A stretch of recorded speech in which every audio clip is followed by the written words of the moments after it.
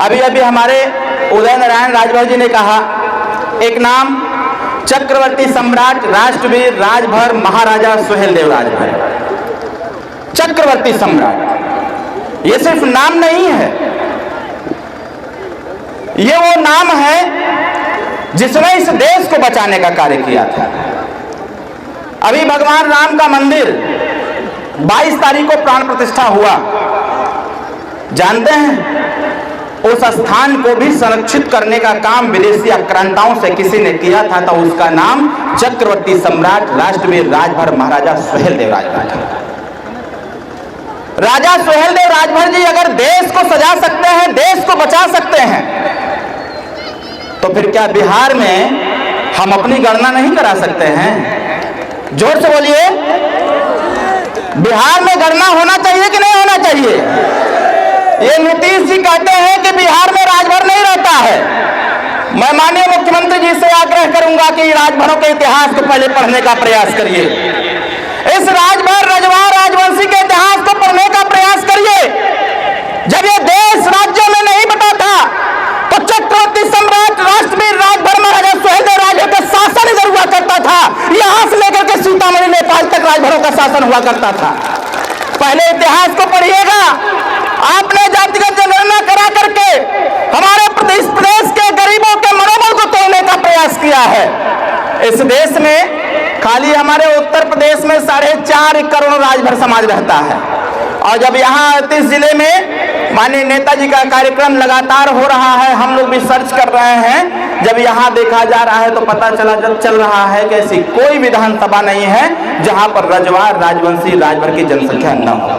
आप बताओ, अगर जनसंख्या हमारी है तो ये जनसंख्या दिखनी चाहिए कि नहीं दिखनी चाहिए? जरा हाथ उठा के बताइए, दिखनी चाहिए ना? ये कैसे दिखेगा? ये दिखेगा तब जब आप आपस में एकता बनाएंगे, तब। यहाँ पर लोग वोट कैसे देते हैं? यही समस्या उत्तर प्रदेश में भी थी। उत्तर प्रदेश में भी शोले पिक्चर खूब चल रहा था। शोले पिक्चर देखे हैं कुछ लोग?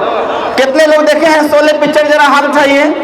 नेताजी का एक डायलॉग सोनभद्र से वायरल हो गया था, संभवतः आप लोग भी सुने होंगे।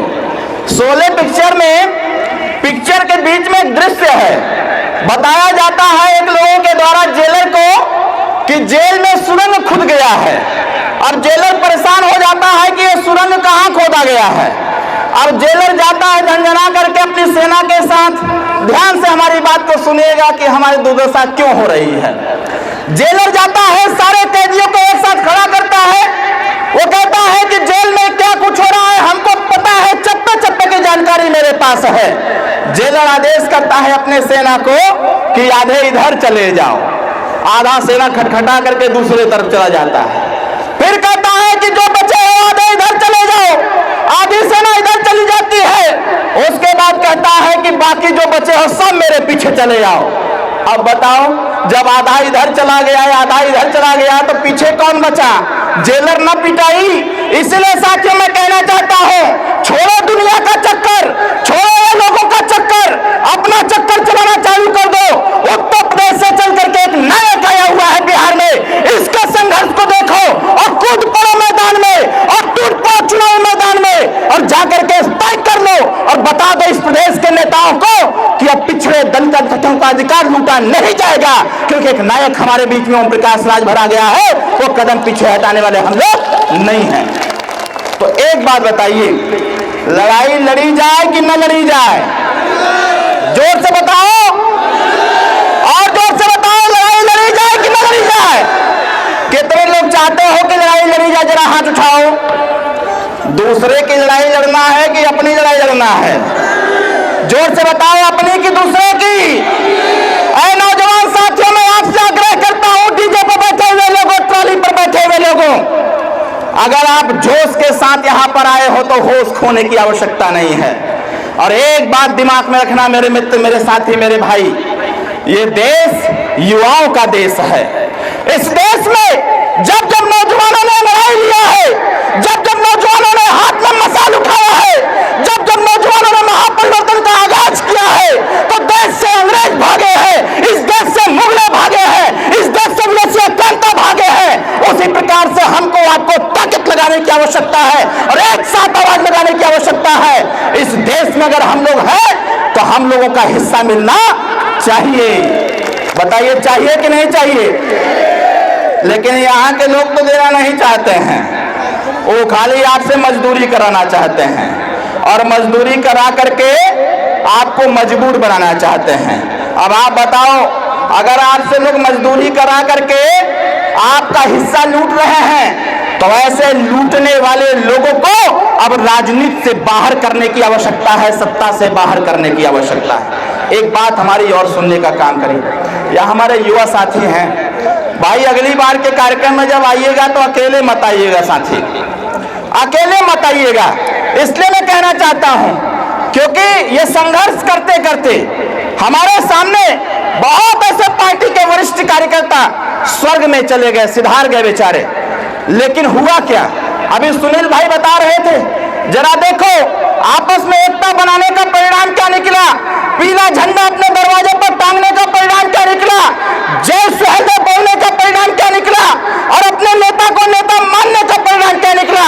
इस बात को बखूबी समझने की आवश्यकता है।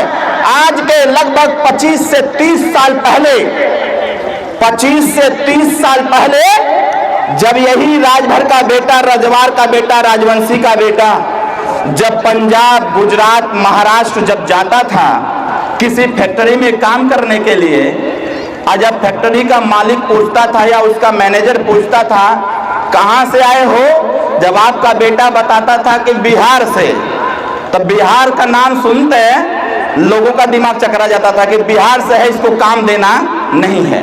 उसके बाद भी पूछता था बिहार से आए हो या उत्तर प्रदेश से आए हो तो किस जाति के हो, तुम्हारा क्या नाम है?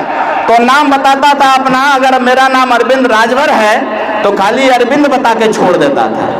अब फिर दोबारा पूछता था किस जाति से हो, जब वो कहता था कि हम राजभर जाति से हैं तो आज के 25 से 30 साल पहले ये पूछा जाता था कि राजभर कौन होता है। सही कह रहा हूं कि गलत कह रहा हूं? जैसे आज आपके बिहार में पूछ रहे हैं लोग, आज आपके बिहार में पूछ रहे हैं ये राजभर कौन होता है, ये रजवार कौन होता है, ये राजवंशी कौन होता है। अरे एक पूछने वालों, मैं आपको बताना चाहता हूं ये राजभर, रजवार, राजवंशी वही जाति है। अगर ये युद्ध नहीं लड़ा होता तो पूरा देश गुलाम हो गया होता। आज सत्ता पर बैठ करके सत्ता की मलाई काटने का कोई नेता नहीं कर पाता। देखो परिवर्तन क्या हुआ। हम लोगों ने पार्टी बनाया, 27 अक्टूबर 2002 को पार्टी बना। आप दूसरे का झंडा लेकर के जब अपने दरवाजे पर लगाते थे तो आपकी पहचान छूट जाती थी। दूसरों के गाड़ी में बैठ करके जब आप उसकी रैलियों में जाते थे, दूसरे नेता का जिंदाबाद करते थे तो उसका शासन बढ़ता था, उसकी ताकत बढ़ती थी, उसके जाति का नाम बढ़ता था। लेकिन ओम प्रकाश राजभर ने कहा अगर सब लोग अपना झंडा बना करके, अपना नेता बना करके, अपना जय, अपना नारा लगा करके अगर सभी लोग अपना हिस्सेदारी ले सकते हैं, सभी अपनी सरकार बना सकते हैं, तो हम भी अपनी पार्टी बनाएंगे और पार्टी बना करके इस समाज को एकत्रित करेंगे, इसको सही दिशा में ले चल के अपनी हिस्सेदारी, भागीदारी छीनने का काम करेंगे। आज के 30 साल पहले जब कोई राजभर कहता था या किसी लड़के की शादी होती थी, जब उसका बारात जाता था तो लोग कहते थे काहू केकर बारात जाता, तो कहे भरवा का जात हुई। आप जरा सोचिए कितना अपमानित तरीके से लोग बोलते थे, भरवा का जात है। 585 राजा इस देश में, जब ये देश राजतंत्र व्यवस्था से चलता था, 585 राजा इस देश में, और 585 राजा में अकेले 165 राजा राजभर, रजवार, राजवंशी समाज के। और ऐसे देश में रहने वाले लोग पूछते थे कि राजभर कौन होता है। माननीय नेताजी ने पासा पलट दिया और कहा कि जब भी कोई फेसबुक पर रील्स डालेगा, जब भी कोई इंस्टाग्राम पर रील्स डालेगा और जब भी कोई देश की मीडिया बोलेगी, जब तक वो ओम प्रकाश राजभर या राजभर का चर्चा नहीं करेगा तब तक उसका वीडियो न्यूज में ट्रेंडिंग में आने वाला नहीं है। आप देखो परिवर्तन क्या हुआ। अरे बिहार के नौजवान साथी, हम चाहते हैं कि जो परिवर्तन उत्तर प्रदेश में हुआ है वही परिवर्तन आपके बिहार में भी होना चाहिए। बताइए होना चाहिए कि नहीं होना चाहिए? दोनों हाथ उठा के बताइए होना चाहिए कि नहीं होना चाहिए? इसके लिए प्रचार प्रसार करेंगे कि नहीं करेंगे? प्रचार प्रसार होगा ना। देखिए क्या हुआ परिवर्तन।